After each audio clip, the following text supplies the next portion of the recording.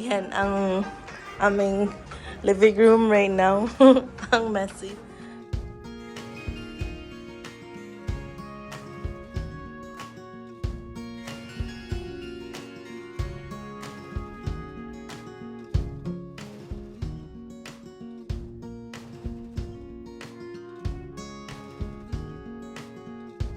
Kain na tayo. There's hot dog, red hot dog, and fried rice and egg prepared by Kat this morning. And here's Angeria right there, and Gary is right there. This is chalk, by the way. Ayan, natatanggal siya. Tilt konti. Yay! Nawalan kami ng... I'm negative! So we're here today sa Centennial Home Brewing Supplies kasi naghahanap si Kim ng calcium sulfate. Let's go inside. Let's go. So we're at Canadian Tire right now. I'm double masked, by the way. We're gonna just buy a filter for our air purifier. Air purifier. And hand soap for the washroom. Uy, nangihingi mo naman. So hindi kami nakabili. Ito lang yung nabili namin. Ang cute niya. Oh. Hindi kami nakabili Hand ng soap. hinahanap namin. Kaya kami ay ngayon pupunta sa Pokerito. Bili kami ng dinner namin. Ay, nakalimutan natin na Saan na ka? Kabila daw yung car. Nandito na yung car ko. Daming alam ka. Hi guys! So, andito tayo ngayon. Because this is ours. And then this is what we need. And it's $93. So, we're just not gonna buy it. Okay. So ayan guys, yan yung binili natin kanina sa loob sa Centennial. Nag-video ka sa loob? Hindi kasi na-overwhelm ako, sinalubong agad ako nung kailangan ko, ya. So, Mabait sila. oo, mga ano. Puti. Yep. So ayan, gypsum. Yep. Hello. For this. Burrito. Winners naman kami ngayon. May hahanapin. May titignan kami dito guys, at saka i-check ko na lang din kung may mahanap ako ng mga gamit na pwedeng pampadala sa Pilipinas. Kasi Magbabox na kami. oo. First time kong magpadala sa Pilipinas pala, hindi ako sure kung gaano katagal or kung magkano yung cost. Kaya kung may mga nanonood sa inyo sa video na to, bigay naman kayo ng idea kung paano. Yung alam lang namin, magpupuno kami ng box, pero wala pa kami naisip kung anong courier yung gagamitin namin pampadala ng ng box sa Pilipinas kasi first time namin. Yeah. Okay, we're gonna go inside now. It's hot.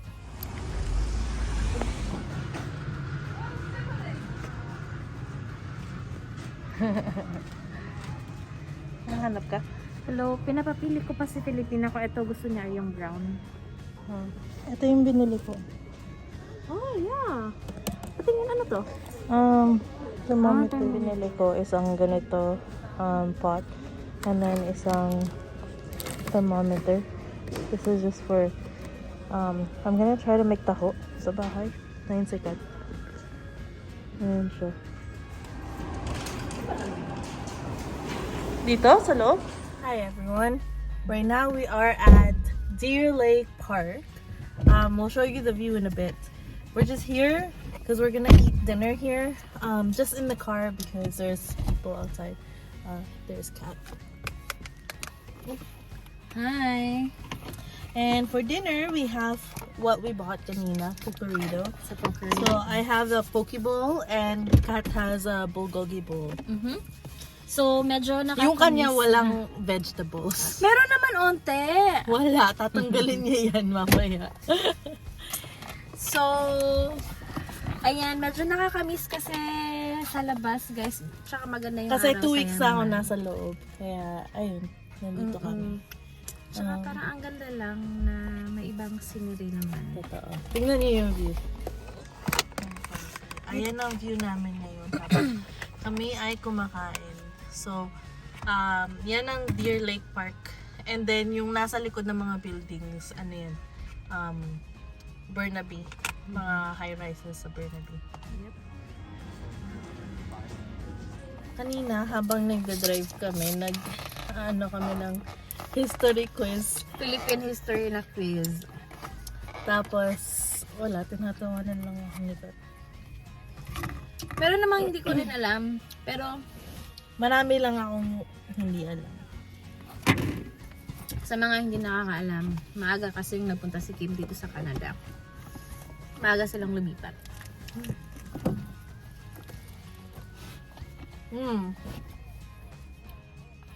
Ako yung may panlasa na ng siguro nasa 80% na siya.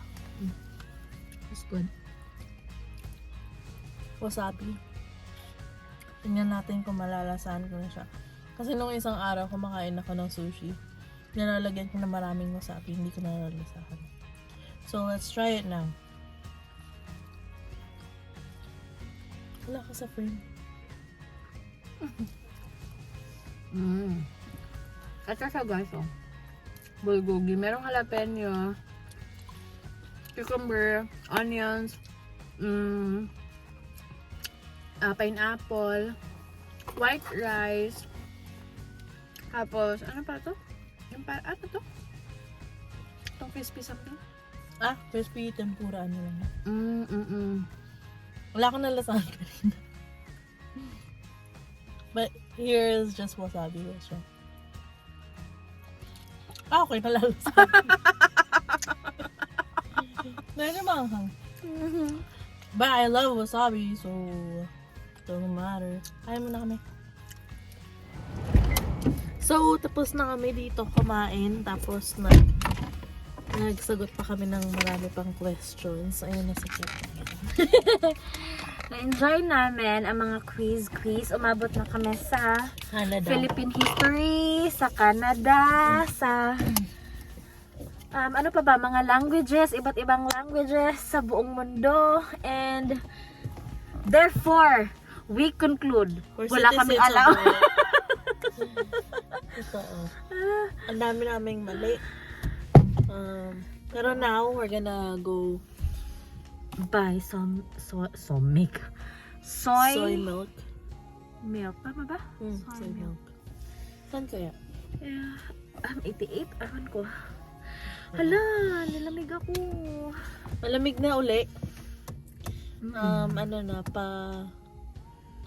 sunset na.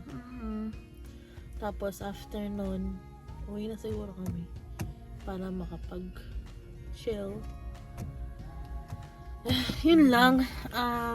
Sige, drive muna kami. See ya! Magpa-practice ka ba mag-drive? Mamaya na. Mamayang gabi magpa-practice kami mag-drive. Huwag niyo sasabihin sa police. Sige. Yan yung view ngayon down na yung sun. Ayan o. Cute, diba? Sige, drive na kami.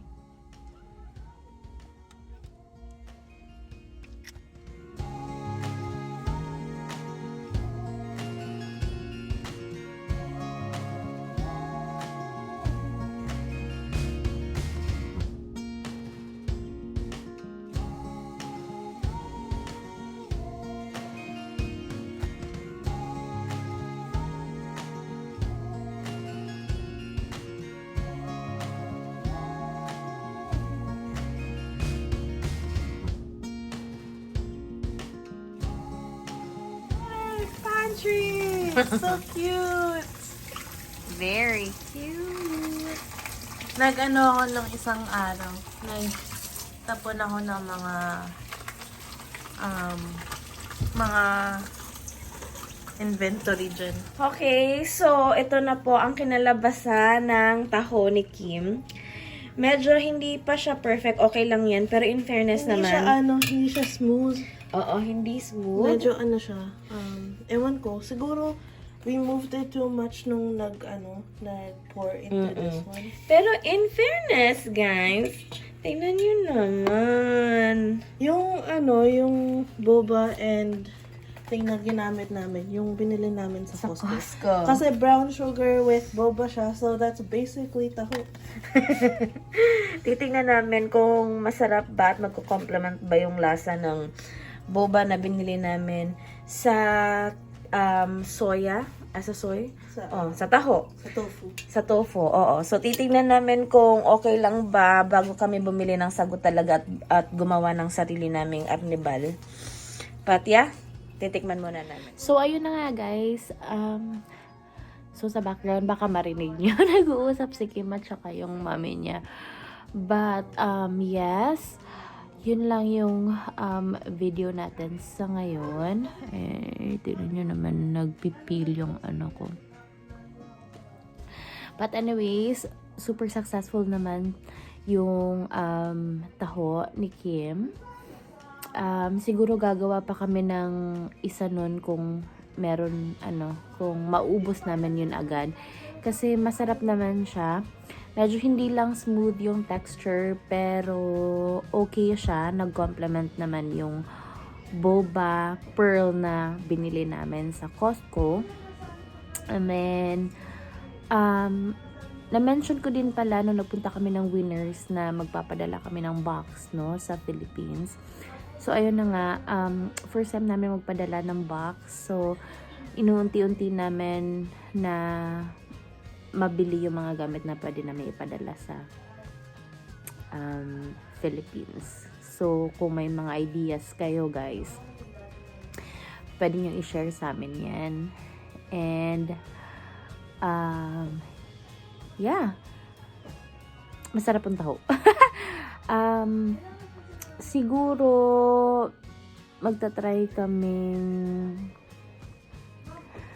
gumawa ng arnibal at saka arnibal yung sauce kasi medyo kulang yung sugar, yung sauce sa boba para may toppings ng onte. Ita-try lang namin yun.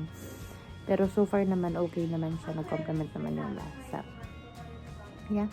I think that's it for today's video. Maraming salamat sa inyong lahat. Maraming salamat sa mga nanonood. And mag-ingat po kayo lagi. Thank you!